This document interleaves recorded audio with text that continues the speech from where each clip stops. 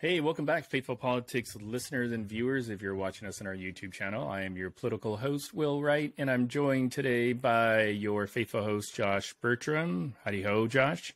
What's going on, Will? And this week we have with us the Reverend Robert W. Lee IV. He's an author, activist, commentator, and preacher.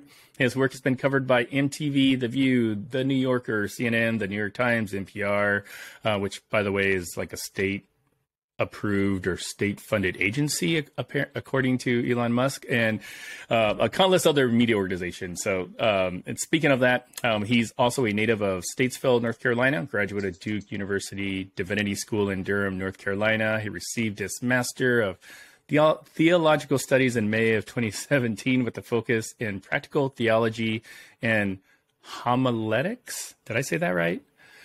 Yeah. Okay, good. His thesis was on the corpus work of Bishop Will Willimon. He was an endowed scholar while at Duke University, and he's got a whole bunch of other accolades that I will make sure I include in the show notes. So thank you, Reverend Lee, for being with us today. Thank you so much for having me. Yeah, so Absolutely. I wanted to have you on the show. I mean, we could talk theology and all that other kind of stuff, but I would venture to guess that your claim to fame probably isn't so much connected to like a fiery sermon that you've given, from a pulpit. It's probably due to your ties to the famous or infamous General Robert E. Lee. So I'm curious if maybe you can maybe just start us off explaining what this connection is, and why you're famous for it. Well, it's interesting. So for context, I'm a collateral descendant of the Confederate General, meaning that I come down not from the direct line. I'm not a grandson or anything like that. I'm just a relative. But I am a relative nonetheless and bear the name of the Confederate general who fought and commanded the Army of Northern Virginia against the United States military in the American Civil War. You say that, Will, that the sermons, but it's actually become the sermons about my ancestor and the white supremacy and racism that are engendered therein.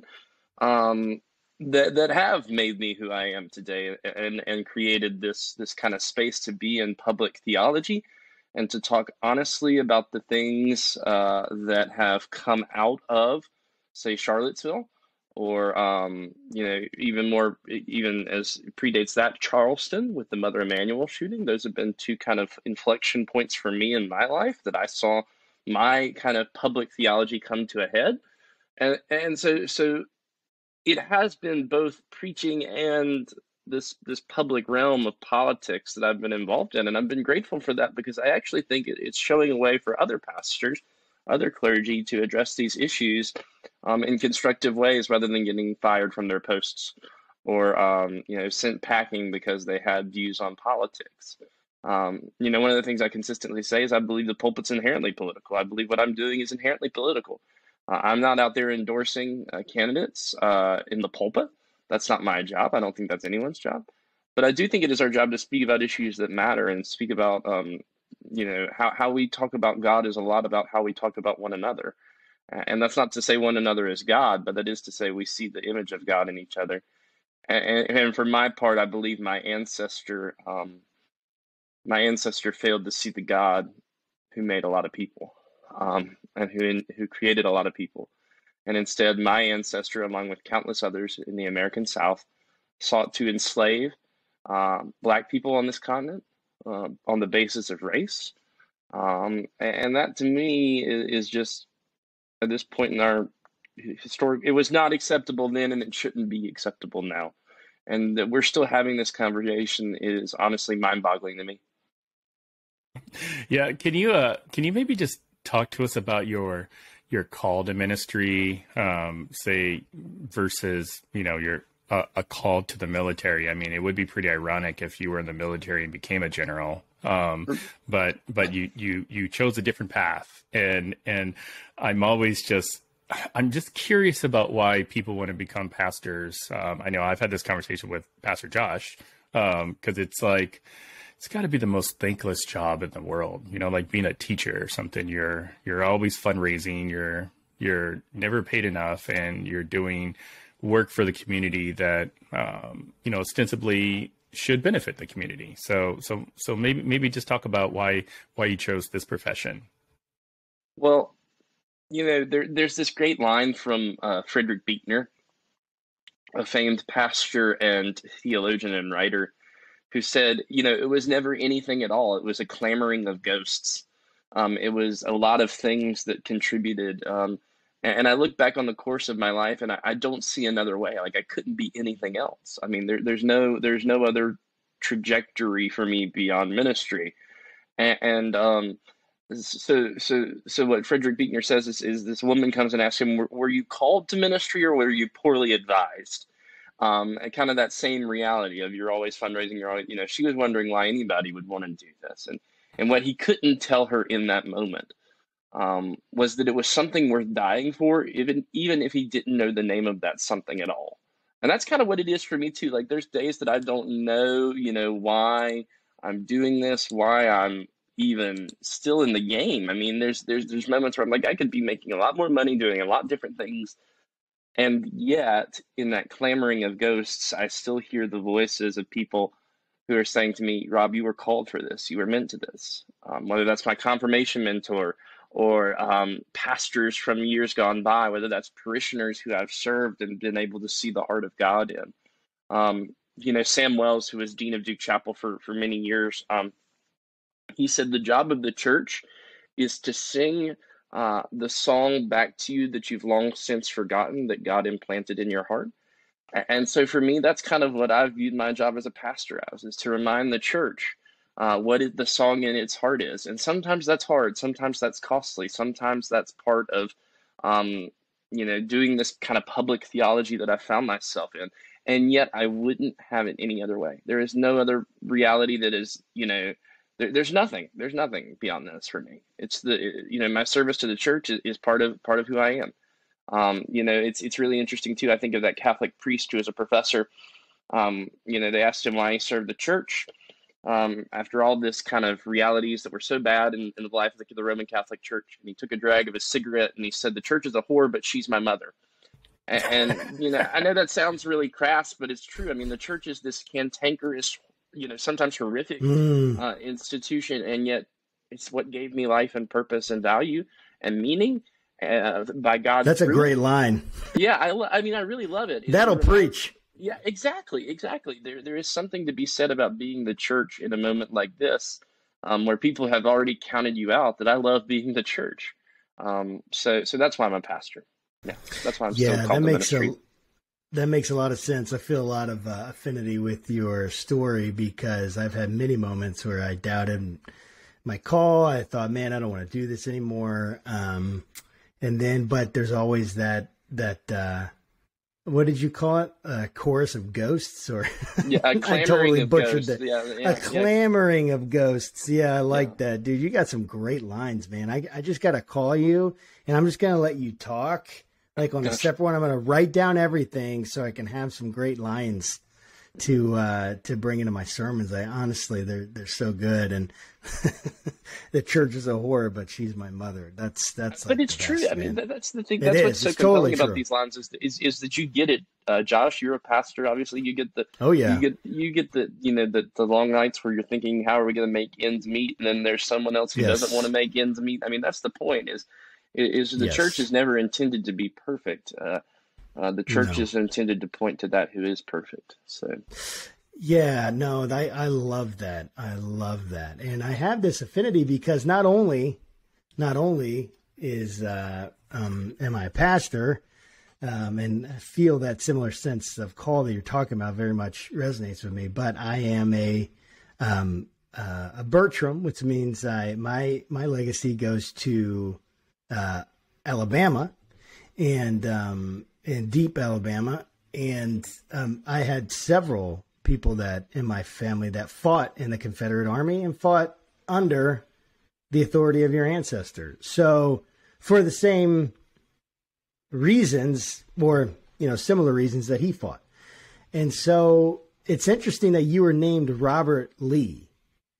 Tell me about that. Do you obviously it's your name, but have you always liked your name? Have you resented your name? Do you know why they named you that? I'm just curious about it. And anything you don't want to say, you don't have to. Obviously, we can edit anything out, but I'm just curious about that.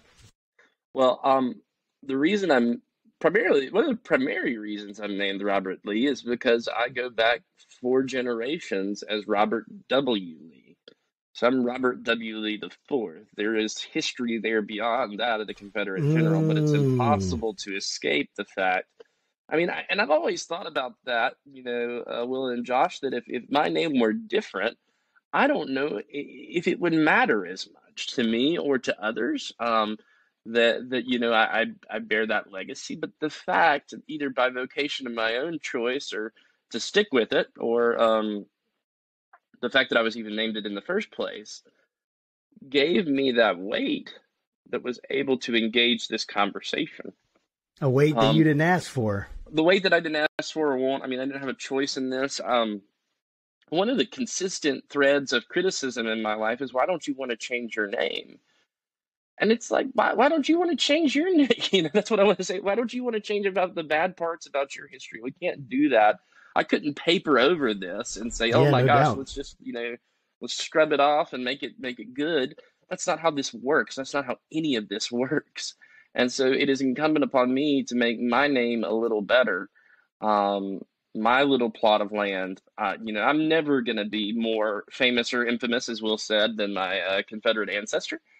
But I can sure as hell put a dent in that legacy. And there we have evidence of that by Monument Avenue coming down. We have evidence of that by other statues and other legacies that have been named after him coming down Fort Lee, all these other places that we're talking about right now in the national conversation. I've played parts in that. I'm certainly not the entirety of it, but I've had a part in that. And so for me to have a part in it is to say, look, there are parts of me that I'm not proud of, simply by vocation of who I am. But that doesn't need to be the fullness or entirety of my story. My story is far more complex and nuanced than I think people would like to recognize on Twitter. Yeah. I mean, that's always the case. Go ahead, Will.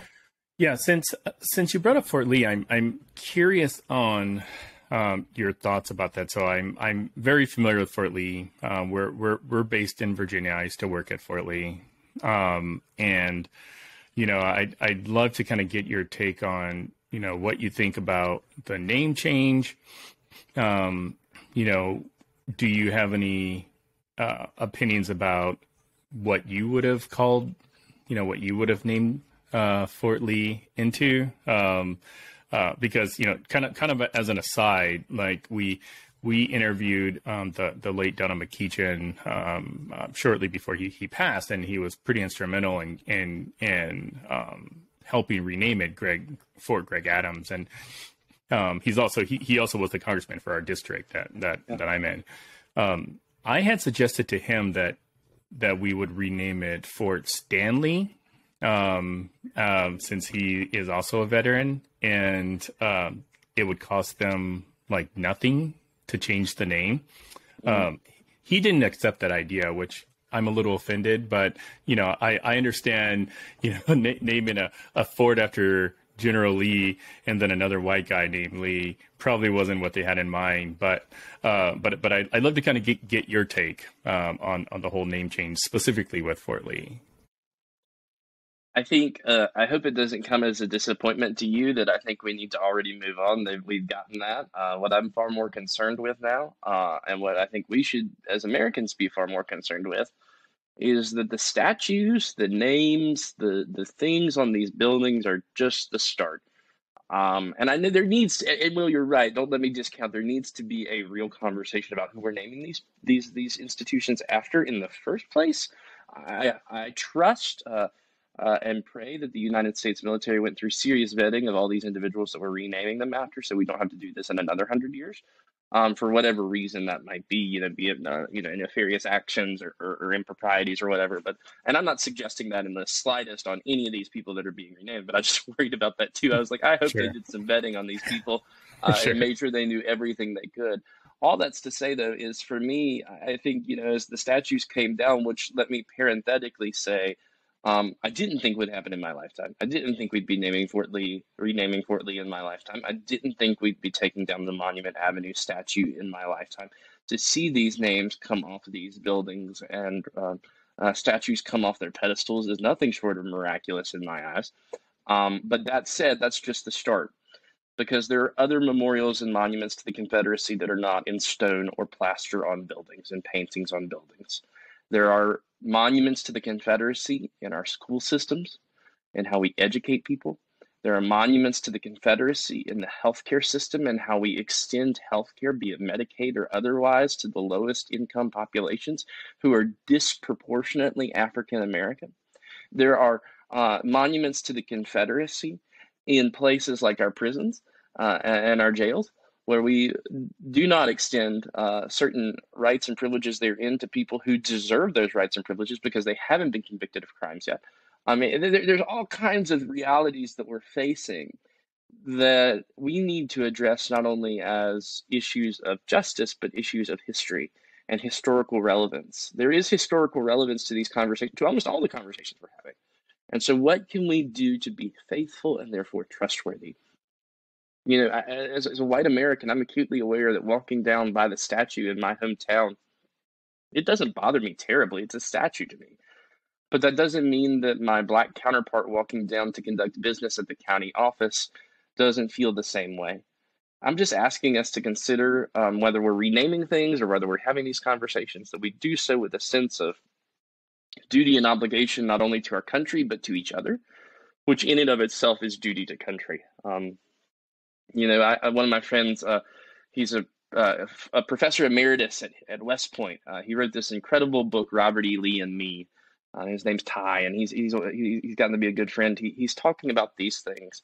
And one of the things that I think is important to remember about all these military bases is we are naming, or had named, like Fort Lee. We named Fort Lee after someone who committed insurrection against the United States of America. This is not, say what you will about it. Let's remove, even for just a moment, the reasons why he fought, which people still seem to debate to no end.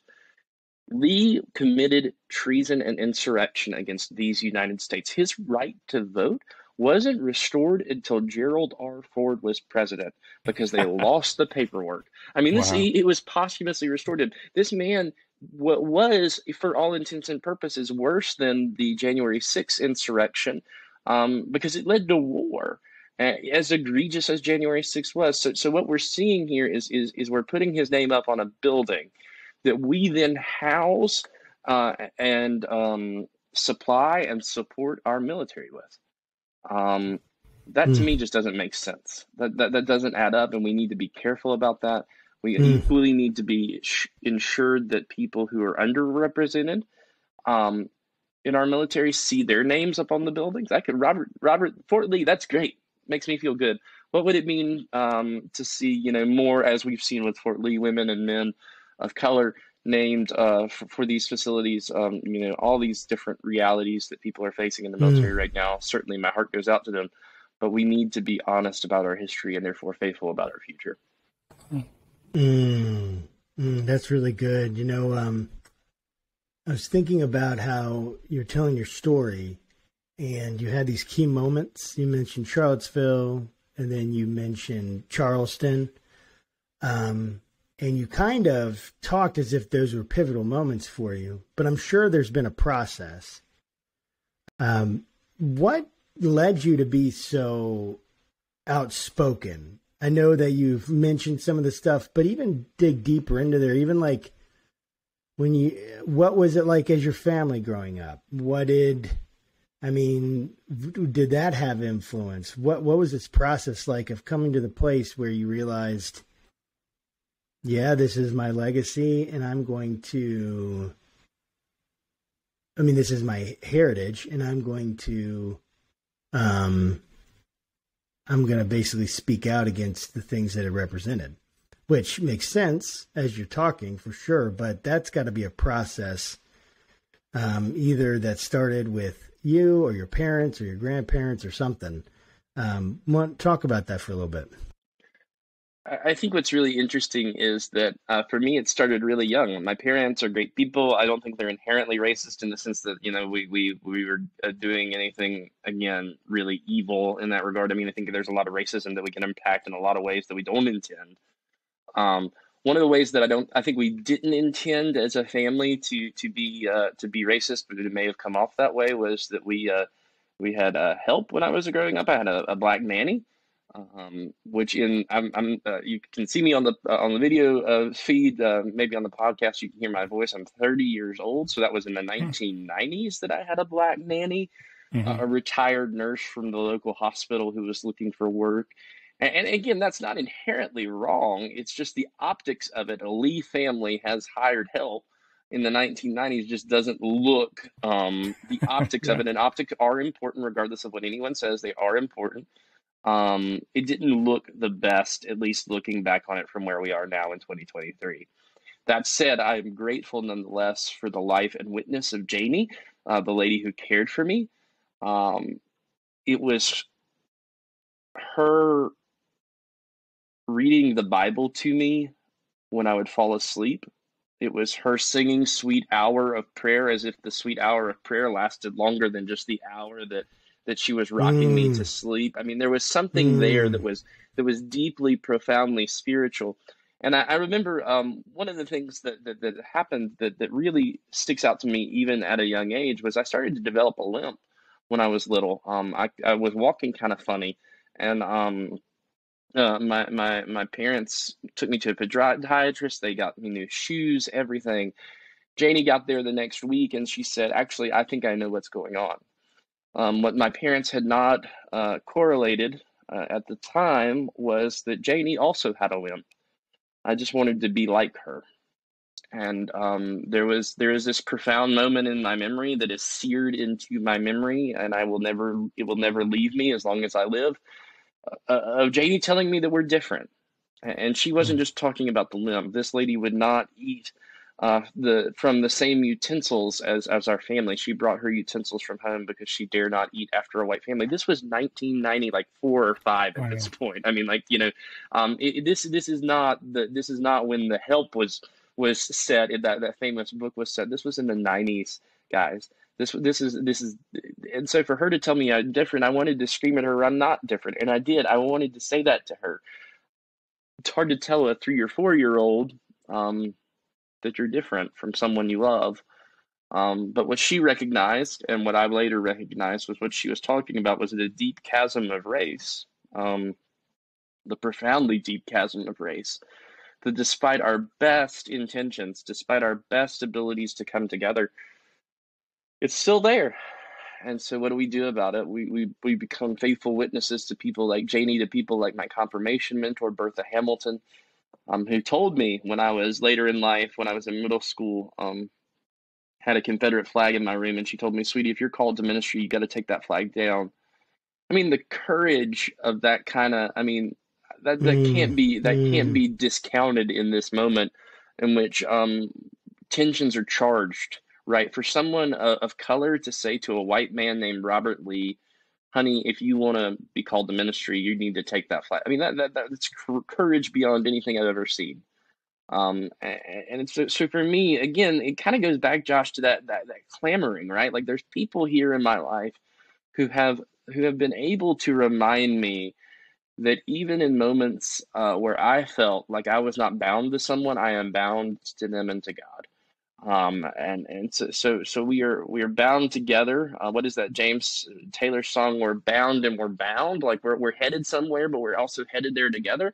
And I don't want to get there by myself. Like, I don't want to get to where we're going and look around and have no one beside me. That's not the kingdom of God for me. Like, that's not a theological reality I want anything to do with. And so for me, those people who have consistently told me who I am, reminded me who I am, called me to be a better version of who I am, those are the people that inspire me to continue this work. And again, it's I have a poster of a church, and it has a street, and it, like, superimposed over it, there's the street, and it's cars riding through it, and it says, "We live in a vast canopy woven by the minds of the ages." that to me, it's the same way with people. Like, I live in this world not because of what Rob Lee's done or anything. I've done some cool stuff. I love what I've gotten to do. But that said, I've been honored to do what I've gotten to do. But that said, it's not just me that goes on those journeys or goes on those trips or preaches in those pulpits, kind of thing. So yeah.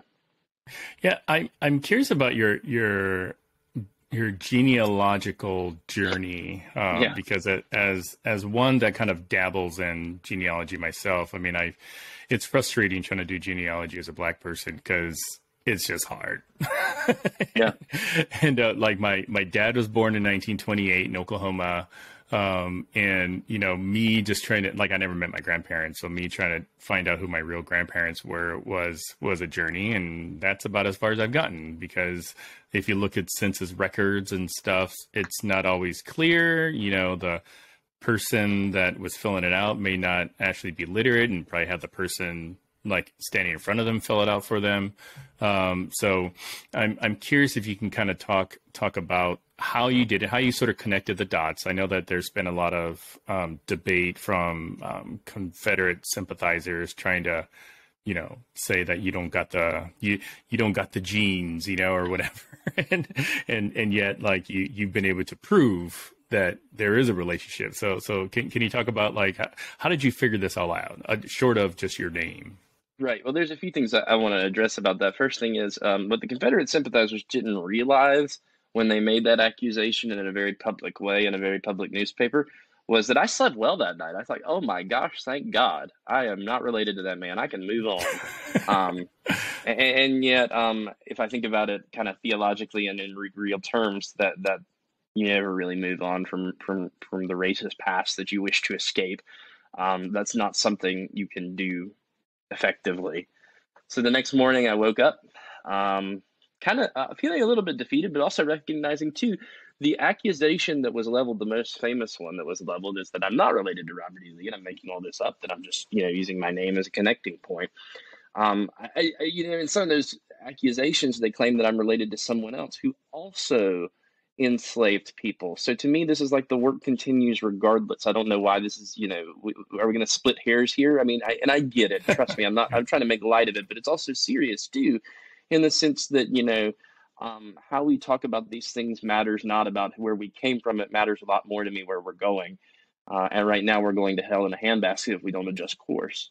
But luckily I have some wonderful support from some wonderful people in some wonderful areas that know a lot what they're talking about. They too agree with me that genealogy can be of the devil, as you said, Will, because there's all these complicating factors and realities. But luckily, someone was kind enough to enlist a genealogist to enable me to go back 13 to 16 generations on all sides.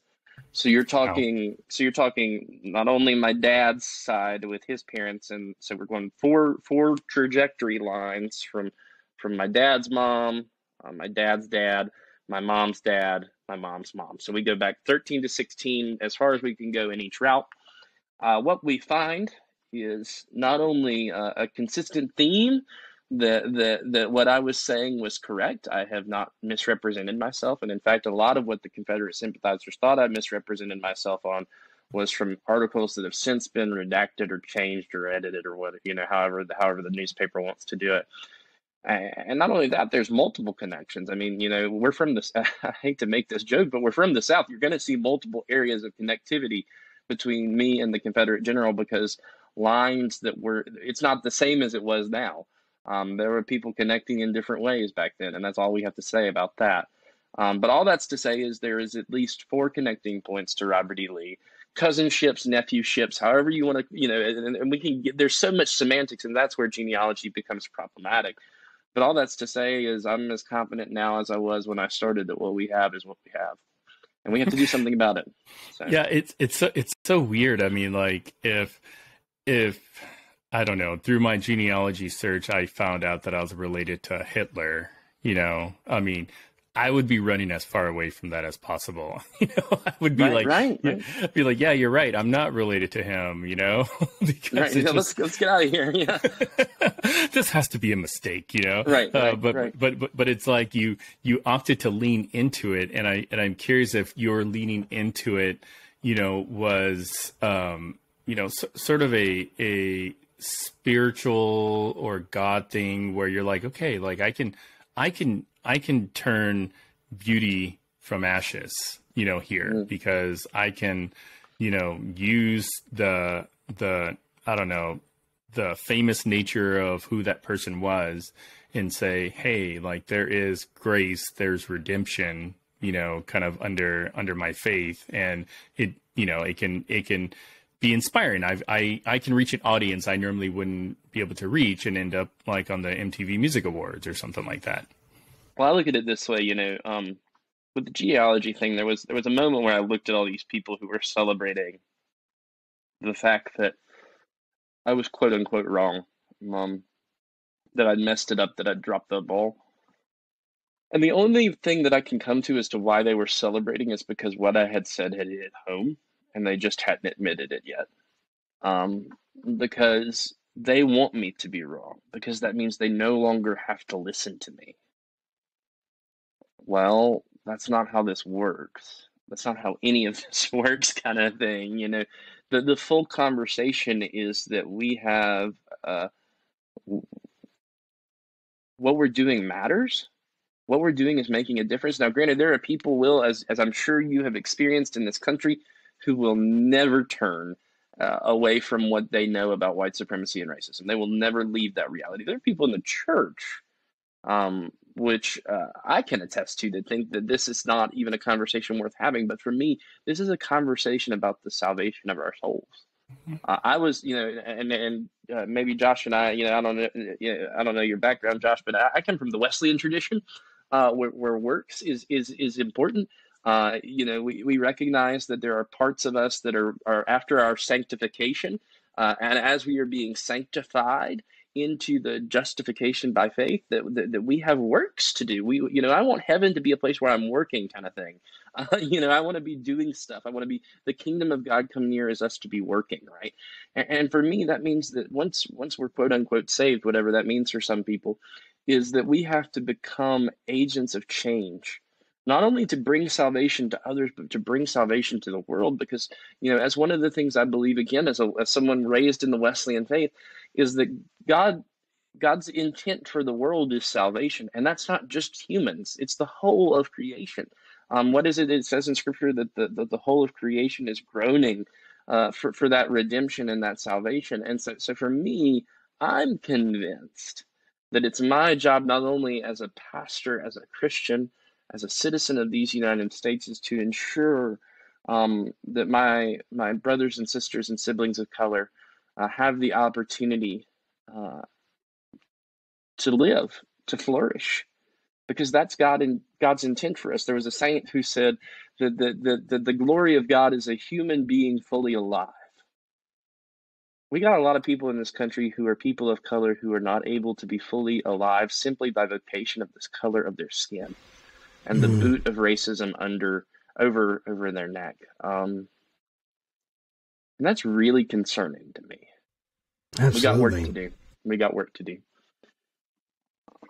Yeah, I totally agree. I want to slightly change subjects, like slightly switch the subject. And I want to talk about like your thoughts on Lee himself. So obviously making judgments on a person from the past is always something you do with a fair amount of trepidation and care, no matter who they are, because they lived in a very different world than we do and with very different assumptions. And I've talked to many historians, and basically all of them are like, yeah, you think you would be better, but you probably wouldn't. You probably would just be like everyone else in that culture because the culture is so powerful. Right. Yeah, totally.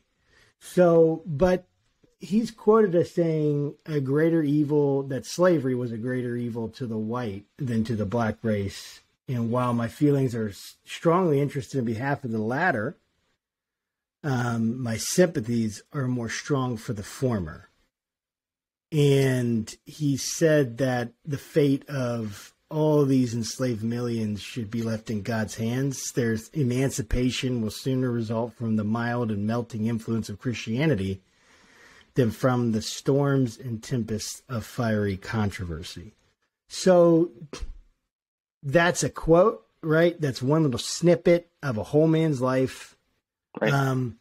What have you learned? What do you think? Talk about the complexity of the issue coming back then, and what do you have any judgments on Robert E. Lee? I understand that you've had judgments on his actions, which make total sense. Right. But what do you think? I mean, is he an evil dude? Will said, if I found out I was related to Hitler, I'd run. Is Robert E. Lee the equivalent of Hitler? What do we think? What do you think? So I think it's hard to make equivalencies, first of all. But I do think to your point, that quote I hear all the time about from Lee about emancipation being in God's hands or something to that effect.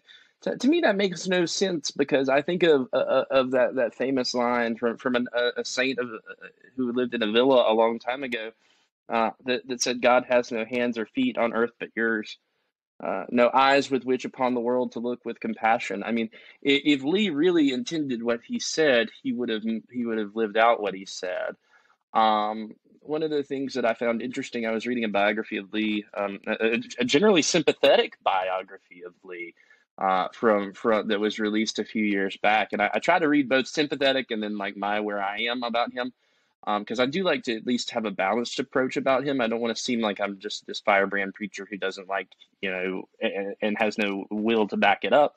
But that said, one of the things I read that was so incredibly horrifying was that as Lee was advocating actively to send the slaves to Liberia, which is problematic at best, but one of the things he did that ended up in the Arlington newspaper for the day, because of the laws enacted in the South, is that he lashed a person so badly that it had to be reported in the newspaper. That, to me, makes this argument that Lee was conflicted, that Lee was somehow disenfranchised by his own will or conscience, a little harder to react to. I also struggle with the reality that Lee was actively sought after for the commission of the Army of the Potomac. He was offered the commander in chief. He was actively sought after to be the commander of the United States military, and yet he chose Virginia, and his reality was because he wanted it for states' rights. And we hear that all the time. There's the argument for states' rights, but what we never do, Josh and Will, is we never finish out the sentence. It was the states' rights to enslave people. They weren't having the states' rights to enact more taxes or less taxes. They weren't having the states' rights to build better roads and highways and bridges. It was the states' rights to enslave human beings. And again, Josh, we can argue kind of till we're blue in the face about the efficacy of judging someone from the past. But I also know that Lee was given every opportunity to make a difference, to be different, to be better. And societal pressure is great, and I count that in my kind of weighing of this. But I still think that Lee, being a person of his time, made the wrong decision. I also think equally, after the war, Lee went on to be an educator at Washington College, which later became Washington and Lee University. I've had the opportunity to speak there, and I'm grateful for that opportunity. But one of the things that I think is problematic is Lee was invited to the White House by none other than President Grant, who he had fought against.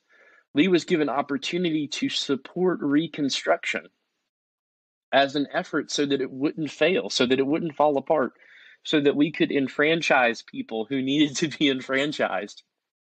Lee chose not to do it. Lee was kind. He went to the White House, did his bit for king and country, and then returned home. To me, that shows a man who did not change, who did not choose to change, who chose the path of least resistance. And that's why I choose to be different. Yeah, I can only assume that when you made the decision to become more active, in your discussions about racial inequality and what have you, that it was probably received very well by all, and to include your church congregation. So it was all sunshine and daisies. Yes. Yeah. It was a beautiful response. Everybody laid down and we sang Kumbaya, and it was all, yeah. but reading more about your journey, I know for a fact that wasn't the case. So can you tell us, like, how did your congregation receive it, and kind of what was sort of the reaction that you received? It's funny. People have been. I was on a TV special just recently about my life, and people asked me about kind of that question, and in some ways it's kind of funny because now it feels like lifetimes ago that happened. 2017 feels like we've been to hell and back, and then back again in some ways. And so what do you do with that, right? Like, I mean, I know it's part of my story that the church that I was at did not respond well to what I had to say. But I'm also not surprised anymore. I mean, I've crisscrossed this country and this world, preaching in pulpits from cathedrals to small churches. And at every corner, there are people who are saying, well, what about this? Or, well, what about the whataboutisms of racism are really pernicious, I think, in this day and age. What I'm far more concerned with now, as a dad of two adopted daughters, I still feel a little bit like a new parent, having only adopted them a year and a half ago. I'm far more concerned in ensuring that this world is a better place for them, that they bear the name now of a person who, committed great evil, regardless of whether he was a person of his time or not. This is what he did. We can judge that on the merits of the case at this point. So for me, it's how do we change the conversation? How do we make it so that my girls are enabled to be far greater Lees than Robert E. Lee ever was? And I have no doubt about that, honestly. I honestly, that's not a question for me. What is a question for me, Will, is are these churches that are kind of dotting our landscape that have that either racism, either blatantly outright or kind of under the surface racism, which is just as dangerous, by the way. I mean, that under the surface kind of tension of race and white supremacy is just as dangerous. I mean, Martin Luther King was right. This is the most segregated hour. How do we live with that, right? Like, here in my town where I live, there's a First Baptist church on Davie Avenue, and there's a First Baptist church on Garfield Street. And they're not divided because of what street they're on. Let's just put it that way. They're divided by the color of their skin. That's not the kingdom of God. And it's not on the part of the black church to do, to try and fix it, even though they have. I mean, it's so segregated, even in 2023. So what do we do about that? How do we fix these problems in churches? How do we adjust the conversation? I think we be honest. I think we speak up. I think we speak up regardless of the cost. And I mean, I'm not some martyr. I don't intend to, I hope I don't have to give my life for this, recognizing that that's part of the game.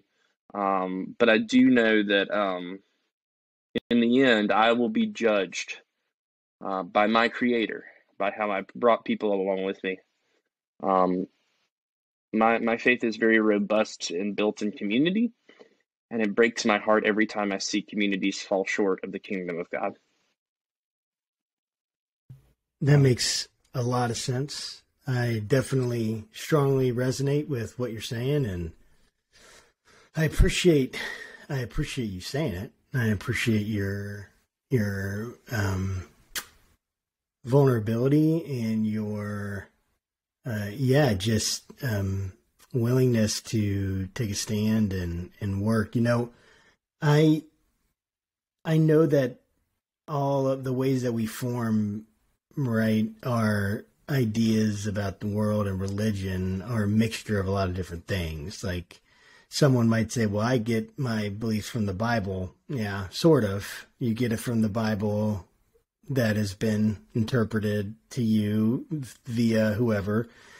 And that doesn't mean it's not true, but it means you have to understand and those biases and make up for them in some way, either by recognizing, putting them into your method in some way that you can recognize, I'm going to interpret this differently than others might. And I could be wrong. What if I'm wrong? That's a really good question for everyone to ask.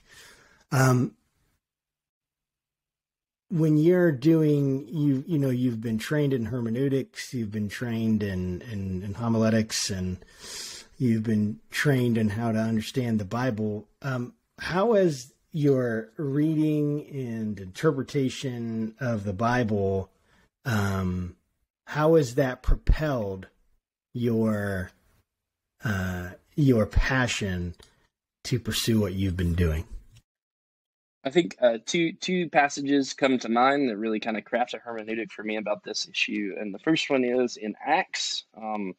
Paul is journeying on one of his many trips, and all of a sudden he comes on a town, and there's a silversmith named Demetrius making idols to the god of the Ephesians. This as Paul is entering town, Demetrius hears, "Oh crap! We've heard about Paul. This is not going to be good for my economy and my personal economy, or the community economy, because Paul offers something different than what these statues have." And so they riot. Paul leaves. Paul moves on. They get left behind by Paul in his missionary journey because they were so consumed with their statues and their idols that they did not see that God was being brought to their doorstep. And I mean, we're not in church. I don't have to connect the dots for you there, but you see what I'm saying? Like, we can get passed by on this stuff if we're not careful.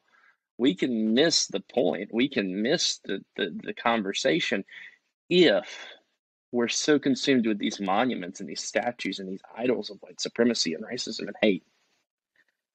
The other one is more of a personal hermeneutic for me. The lens, which I hope your listener, the lens on which we see Scripture, how we interpret, that's what we're talking about here. But for me, it comes, I mean, honestly, from Mark's gospel. What good is it to gain the whole world but to lose your own soul? I could have been a preacher who was happy in a parish by not saying a damn word. That's, first of all, not who I am, and I've recognized that and accepted that and talked about it in therapy. But also like I wouldn't have it any other way either. I wouldn't want to be relegated to the sidelines simply because I won't speak up on an issue that's important to me. This is as much about my salvation, like how I get to where I'm going, the way that I see God made evident, as it is about monuments. It's a personal vendetta at this point. Like, I'm not going to rest until this is done, because I'm tired of seeing people, either well-meaning or not, relegate faith to the sidelines because they don't want to talk about uncomfortable topics. Why aren't our churches talking more about this? Why aren't, from the places where it matters? I mean, they're whispering about it in the pews. Why aren't they talking about it in the pulpit? If this were some other issue, it would be on the front page of the newsletter. But because of where we are, because of what we're dealing with, that's not the case. And that's a sin to me. That's complacency, and complacency is sinful. Yeah, speaking of having difficult conversations about stuff, I'd like to ask you about your autograph collection. Oh, yeah, difficult. Yeah. So, on your website, you've got this crazy collection of these signatures from all kinds of people. WTF? My wife asks me the same question whenever I have a new autograph come in. I'm a big Star Wars fan, Star Trek fan. That's where it started. I wanted to collect Star Trek and Star Wars autographs, and then I was like, oh my gosh, I love other autographs. It's funny. My girls and I actually had the opportunity, because of the work I do, I got to take them to meet Vice President Harris a few weeks back. Mm. And Vice President Harris was kind enough to sign some stuff. And Athena asked, my oldest daughter asked, she was like, "Gosh, are you going to get your autograph?" I was like, "I already have it, sweetie." And then we showed her the autograph that was in my book. So I was kind of ahead of her on that reality. But the whole point of it is that to me, I think it kind of presents a level of proximity to people, right? Like you're close to people and their signatures. You get to see the things. And it's funny too, some people try to fake it till you make it with autographs. So you have to be careful about that, get it from reputable sources. But the whole point is, I think that it's a proximity thing. And actually on my podcast, I get off talking to you all. I'm recording someone for my podcast, Beloved Journal, for our next season. Shameless plug there. We're going to have an autograph, like a big time, like you're thinking like, big time autograph seller. So I'm hoping they're going to give me something in exchange for me plugging them on my podcast, but we'll see. That's awesome. What's the big fish autograph that you would love to have? So this is interesting. This might actually be is one that I have that I think is really interesting. I don't know what to do with it. I have a Lee autograph, a Lee signature, a Robert E. Lee signature, and it's up in the attic. It doesn't come down unless I mean it's cared for, right? Like I'm not like just throwing it in an attic. It's got like protected and everything. I'm not sure. I mean it is a piece of history regardless, but I still like what do I can't hang that up. Like you can't what do you do with stuff like that? It gets complicated when you get. I mean, some people collect even worse. I mean, we're hearing in the news being recorded this week, at least about Clarence Thomas and his benefactor having Hitler signatures. I don't think I'd go that far.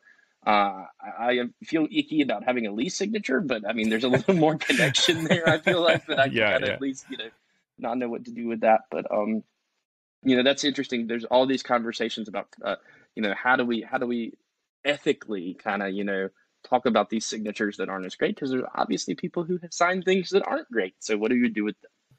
Yeah. And you also have an upcoming book dealing with Star Trek. What's this all about? Again, I'm a big Star Trek fan. I mean, like I've got, because of this work, I've actually had the opportunity to present with Star Trek celebrities at the Star Trek convention in Las Vegas. It was one of the most like surreal experiences of my life.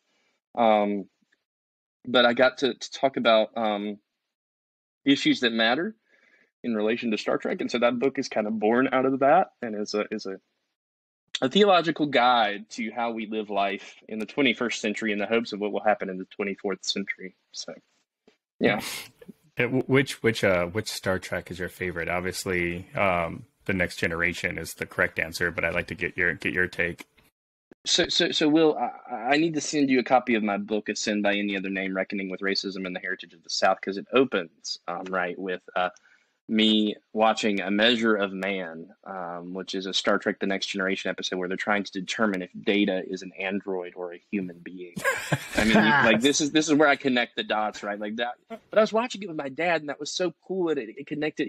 Dad had to point out that I was young at the time. I was really young, and Dad had to point out, there were people in our country that we know, that we're come from, that did the same, dog and pony show kind of argument about whether people were human or not. And that in and of itself was really eye-opening. And then later to come to find out that I would be on The View with, as you know, Will Guinan, played by Whoopi Goldberg.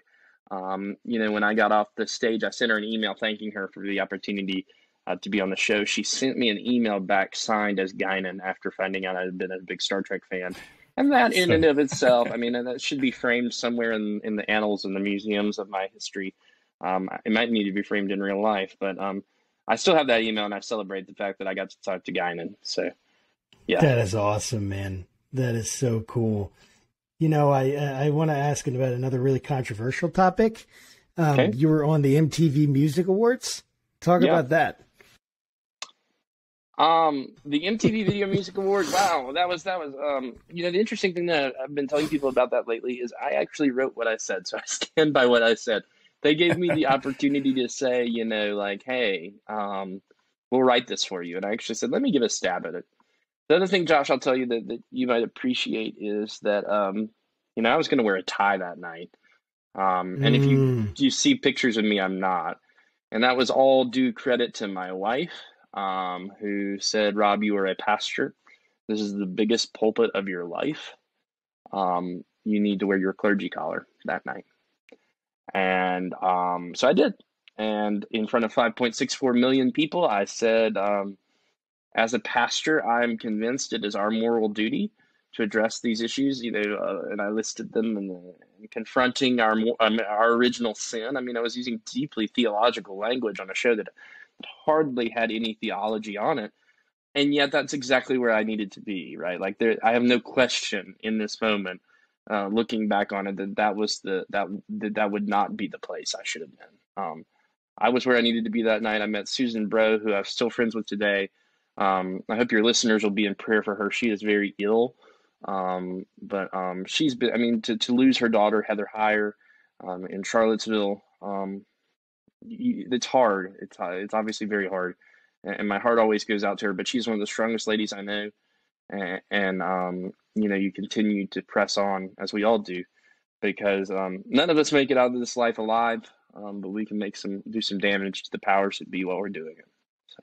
That's awesome. Thank you so much, Reverend, for spending some time with us, and just thank you. Letting our audience get to know you better. Where can people learn more about you and what you're up to? Awesome. The places that are best to find me are my website, www.roblee4.com. I'm also on Twitter @RobLee4. Those are the two best places. You can reach out to me there and give me all your favorite fan mail or not, whatever you want to tell me.